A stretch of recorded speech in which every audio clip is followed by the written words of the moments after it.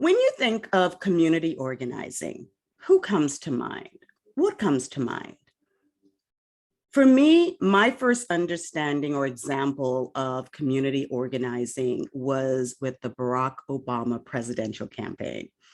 I worked that campaign and went door to door for that man. I believed in him. But even more so, I believed in what this could mean for our country. To have a president that truly sees the people. And even though he was going to be our first Black president, it wasn't specific for me for him to have a Black agenda. I wanted him to, but that wasn't going to, for me to determine whether or not I was going to vote for him or not. He had to have a people's agenda. Outside of this campaign, I was introduced to small grassroots organizations that were doing some really impactful work in such a way that you could see the fruits of their labor. That is what drew me into this work. This is not about fame or glory. It's about the people. So when I discover a movement that is people focused, I jump on, because more so than any candidate, I believe in people and what we can accomplish when we work together. Welcome to Storytime and Wine Recorked. Corked like the wine bottle. I am your host, Marjorie Bostwick Phoenix. Now, some of you might be familiar with this platform. You've seen previous iterations of it. We started about 2 years ago at the time of George Floyd's murder. I wanted to create a space that people could come and talk about what they were seeing and feeling. And I wanted to create a safe space for dialogue to occur in a way that would inspire us to go back into our communities and be the change we want to see. Now, previously, we would have anywhere from 4 to 20 people at a time on Zoom, and everyone would share their thoughts and ideas. But this recorked version is more intimate and focused. This 2022 election cycle is critical for the state of Florida. And I have made it my focus to use this platform to educate and give you all the information that you're going to need to make informed decisions and understand what is at stake for us.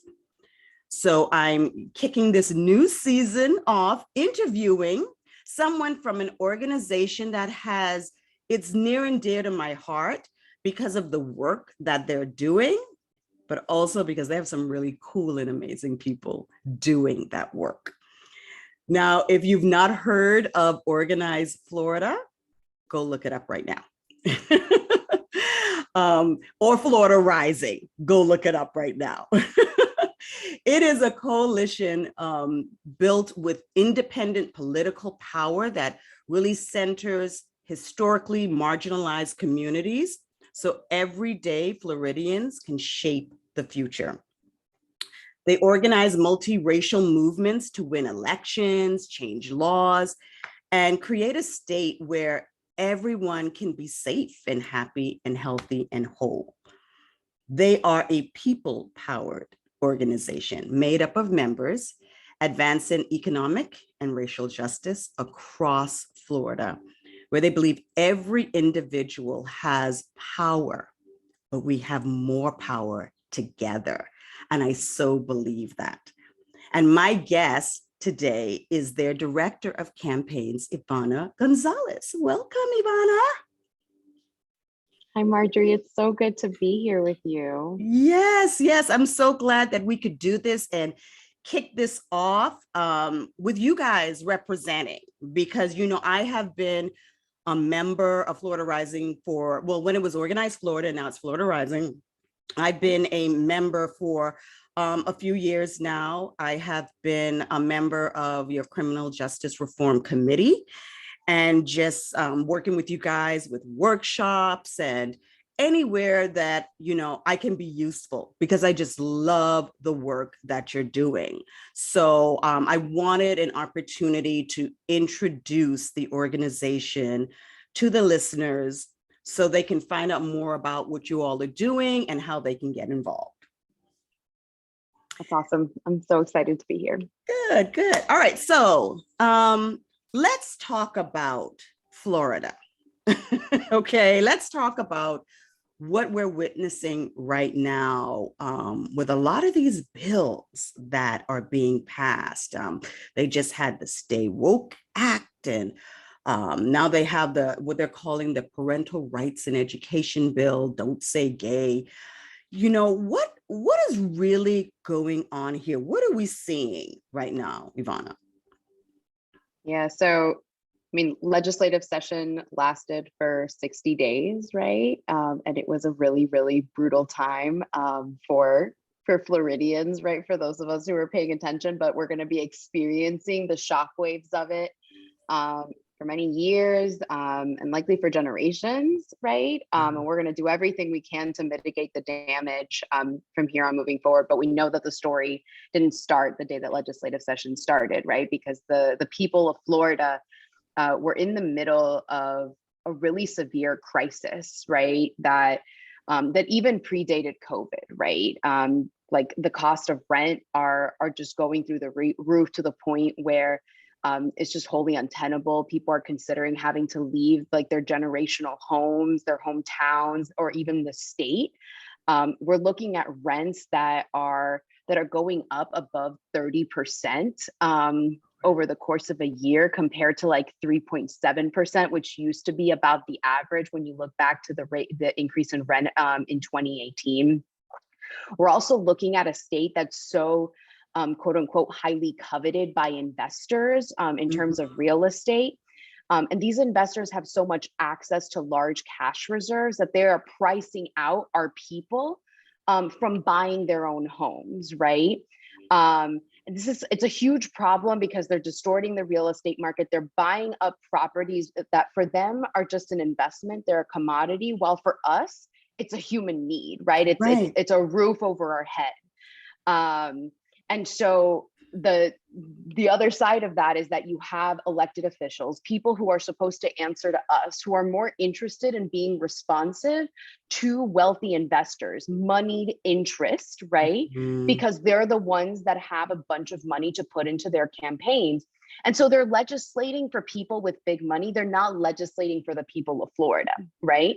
So that's the context that we come into this legislative session in, right? Like the people of Florida really struggling, not just because we're like on the heels of a global pandemic and all that comes with that, right? The mental health struggles, the fact that our kids have been in and out of school for years, but this major housing crisis. And we walk into this legislative session and we've got the leadership in Tallahassee more concerned with solving problems that don't actually exist via the Don't Say Gay bill, via the 15-week abortion ban, than actually solving the things that are threatening the lives of Floridians across the state, right? Yeah.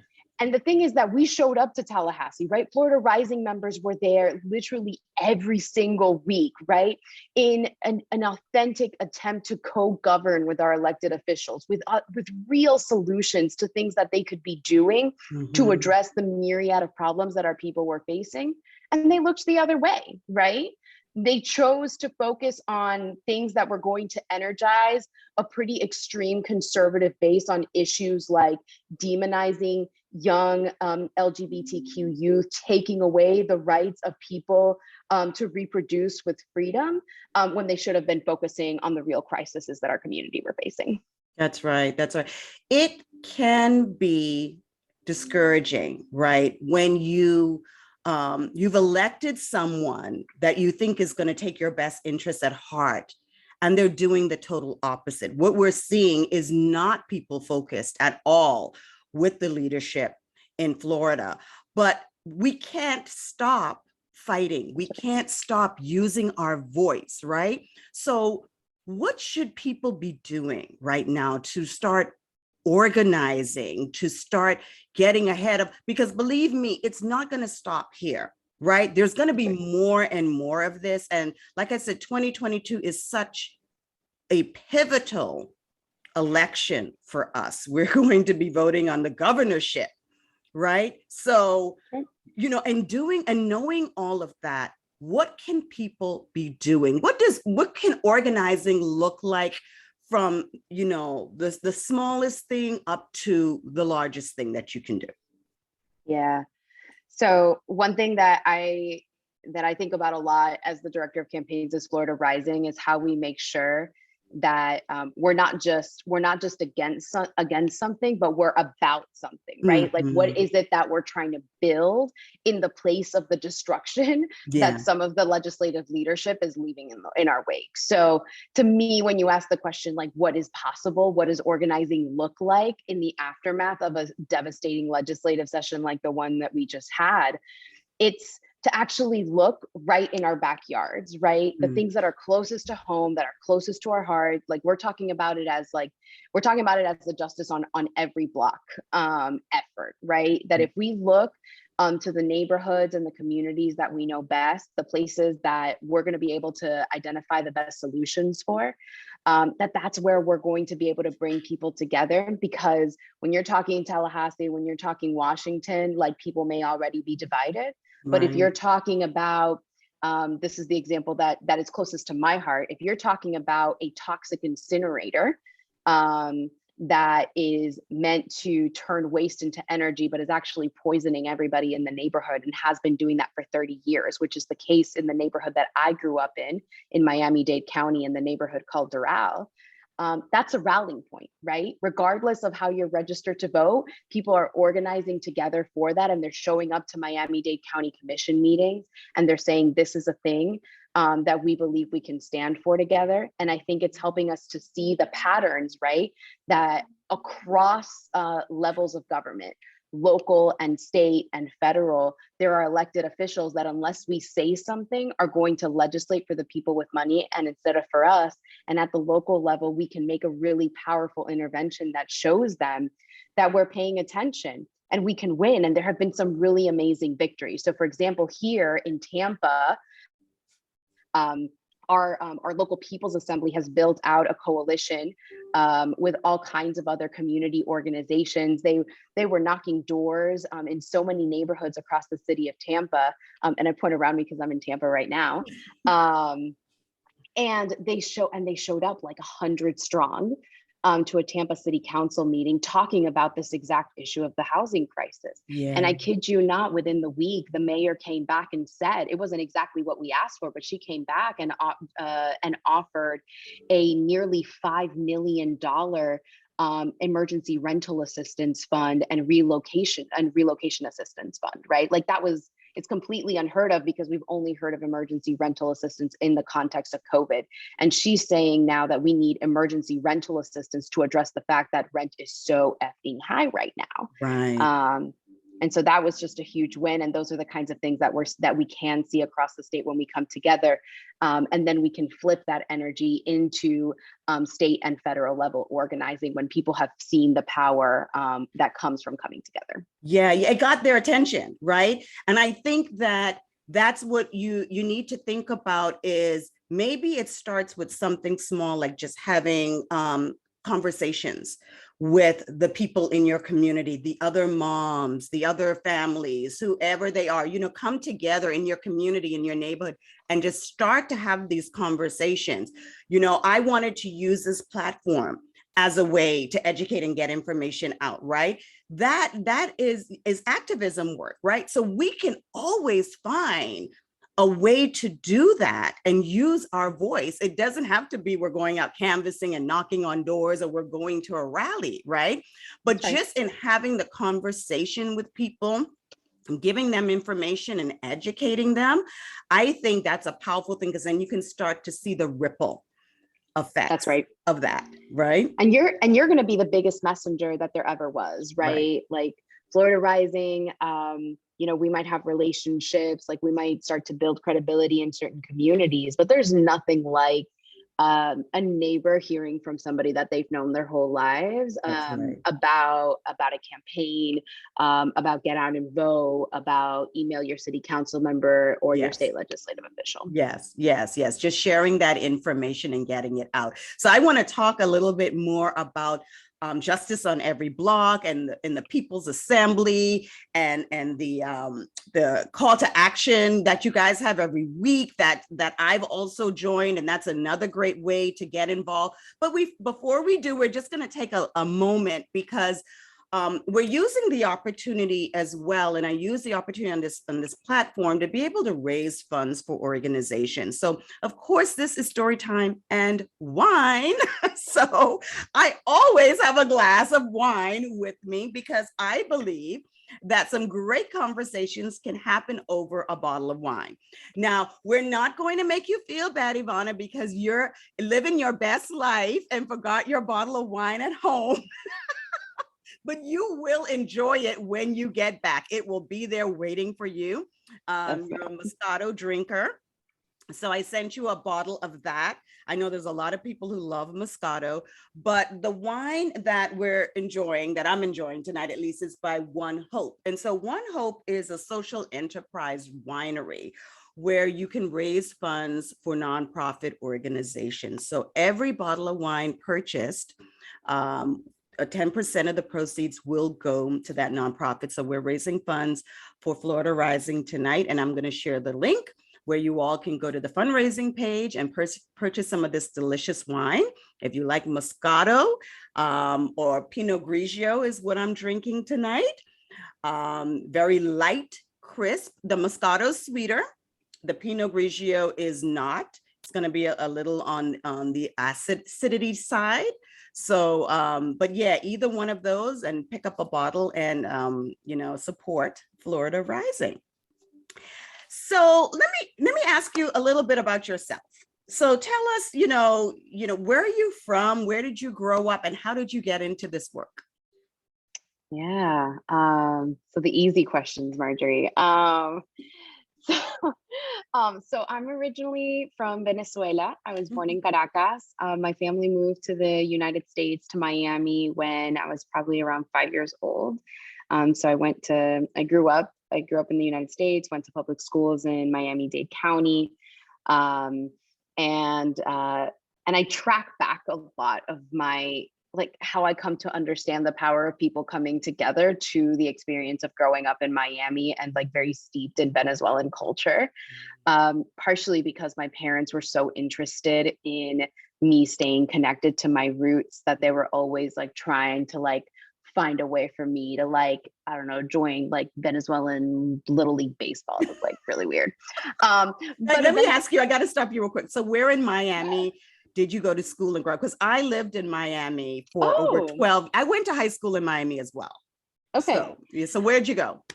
So I grew up in Doral, which is where a lot of Venezuelans are. Okay. But I did go to high school at Coral Reef further down south.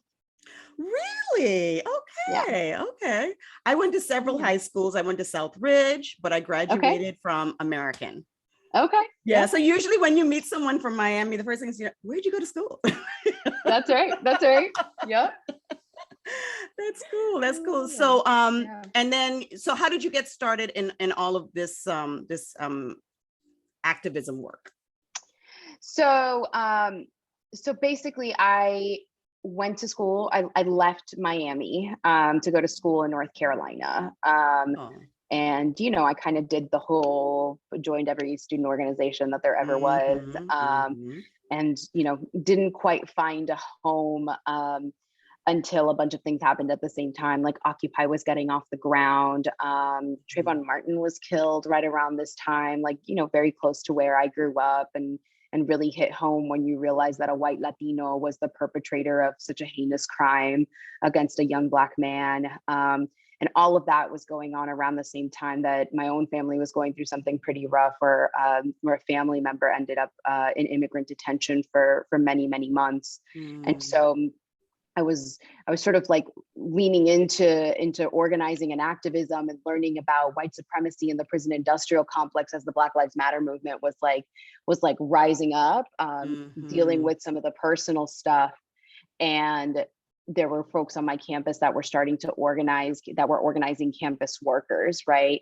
And kind of putting the pieces together that the same state legislature that was trying to raise tuition, cut the rights of campus workers, were the same people that were trying to put money into the prisons in the state, right? And so you start to build those connections, build relationships with campus workers and other students that are organizing in this way. And that was really it. I decided to stay in North Carolina. I did some student organizing on HBCU campuses, and then went to work at the State Civic Engagement Partnership, where I did police accountability organizing for a long time, and then moved into some statewide campaign work for redistricting reform against some unconstitutional amendments, and then decided to come home to be closer to family.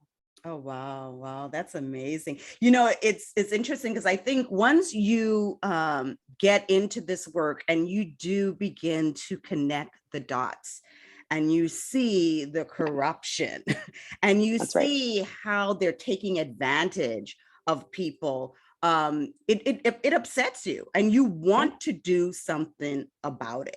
You know, you really want to do something about it. And I would have never thought that this would be the work that I would be doing, and so many different layers, right? Even though my undergrad is in sociology, but still, just, you know, but it's just one of those things that, and when people ask me about a specific cause, you know, I am, you know, part of the criminal justice reform, but I also, you know, have this heart for the homelessness as well, right? And poverty. And so there's so many different things that I just want to be a part of the overall change.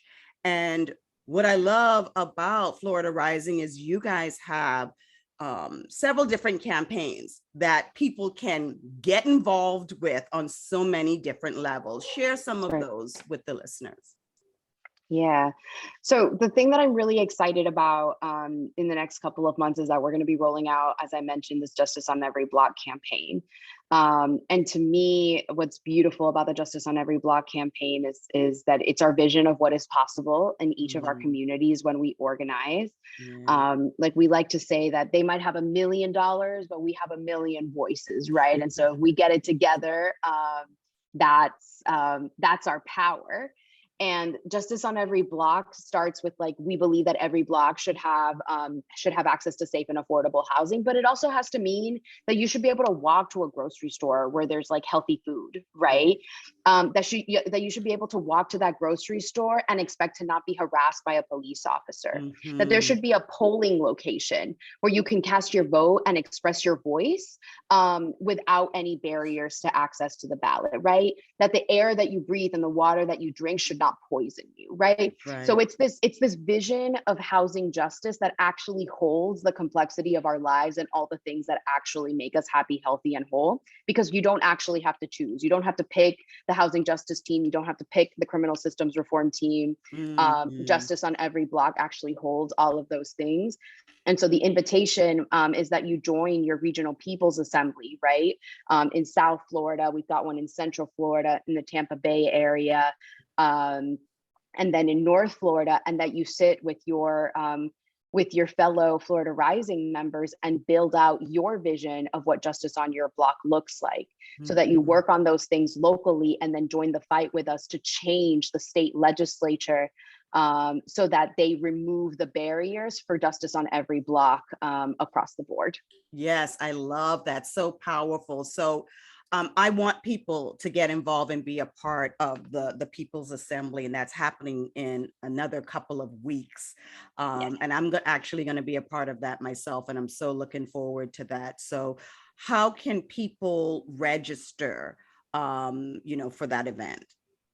So I'm gonna say grab a pen right now and a piece of paper, because I'm gonna read you a URL. So we have, as I mentioned, we have these regional people's assemblies, and then once a quarter we have a statewide people's assembly. And so that's what's coming up very soon. So at our statewide people's assembly, it's going to be on Tuesday, March 29th at 6 p.m. And you can register for that. And I'm going to read this URL here. It's bit.ly, so bit.ly, and then / statewide people's assembly. So statewide people's Peoples with an S, Assembly.